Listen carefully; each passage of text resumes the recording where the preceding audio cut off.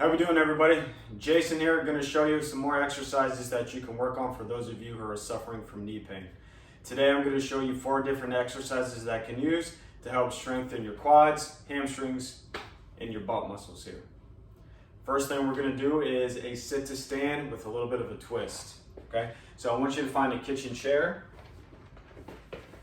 And some of you may have done a sit to stand before if you've ever gone through physical therapy before, or if you've ever worked out before. It's going to be the same idea. You want to sit so your butt's close to the edge of the chair, hands across your chest, and you're just going to stand up and sit down. Couple things. When you're standing up, do your best not to lean excessively far forward. Don't let your nose go past your toes. You want to stay relatively straight and upright. You don't need to stand back totally straight. Totally fine to lean forward some, but just make sure you're not excessively going all the way down when you stand up. Second thing, with the leg, the knee that is bothering you, in this case we're making my left side, I want you to slide that leg back and slide your other leg forward some. So I'll have people start so the foot of the leg that is not bothering you is about a shoe length in front of the other one. So in this case, my left knee is bothering me, so I'm going to slide my right foot forward, left leg back a little bit. Again, so it's about a shoe length in front. And then from here, you're going to do the same thing. Stand up and sit down. By doing that little variation, that's going to force you to utilize that painful involved side a little bit more. If this is a little bit too challenging, you can do one of two things. You can slide that right foot back, make it a little bit easier, or find a taller chair. 2 to 3 sets, 10 to 15 reps. Next, what I want you to do is you're going to take a TheraBand. The lighter the color, typically the easier it is. So your yellows, your reds, typically on the easier side. Your blues, your blacks, your grays, your purples, typically on the harder side. Each company is a little bit different, so those colors aren't going to be exact. So typically the lighter the color, the easier it is.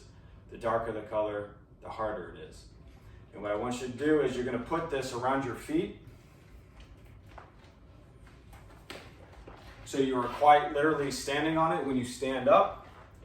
Biggest thing with this is you're just going to step sideways, but I want you to keep your feet nice and straight and keep your body still.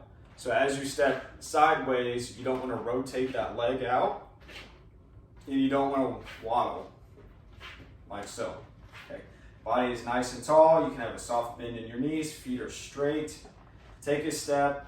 Always keep a little tension on the band. Your distance might be a little bit different based off where you do this. Try to get about 10 to 15 steps aside. If you need to pause in between, if you get a good burn here on the side of your hips, that's fine. Shake it out. Keep going. If your area is not big enough to do 10 to 15 steps, not a big deal. Do what you can. Do a few more laps down and back.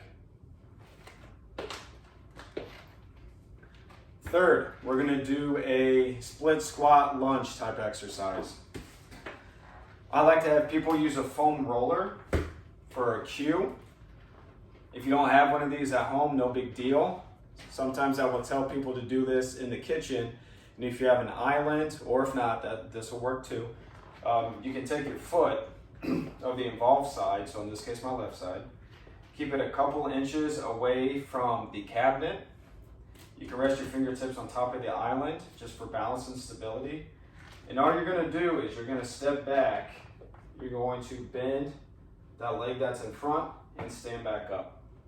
So the biggest things here, a lot of us have been educated to not let the knees go past your toes, and that's a bad thing. It's totally fine to let your knees go past your toes, okay? Now, if you haven't done that in a while and have been doing a lot of squats in a way that you're not letting your knees go past your toes, you don't want to immediately go all the way to the floor and just let that knee jump forward, okay? You have to build back up to it. Excuse me, just like muscles, bones adapt to stresses you place on it, but you have to do it in a gradual manner, okay? So again, for this exercise, foot is about an inch or two away from the cabinet or whatever surface, for lack of a better word, that you're using. or if you have a foam roller, you can use a foam roller. Hands on top for stability if you need.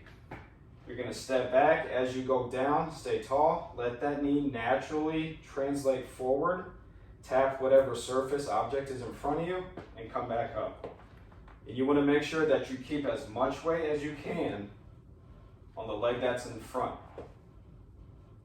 A lot of times when people do this, they'll inadvertently push off the back leg, but you wanna make sure you're pushing off the front leg. Same deal in terms of reps and sets. 2 to 3 sets, 10 to 15 reps. Finally, this is best done on a surface that is hardwood that is, or linoleum, tile can even work. But what you're gonna do is you're gonna lie down, and here I'm gonna tilt this camera down some so you can see me better.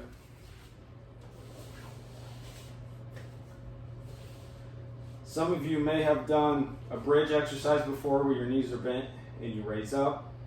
That's all good and well, but we're gonna add a little twist to this. You're gonna bridge up, always keep your belly tight. As you're up, I want you to try to slide your legs straight out and slowly lower your butt back down on the floor.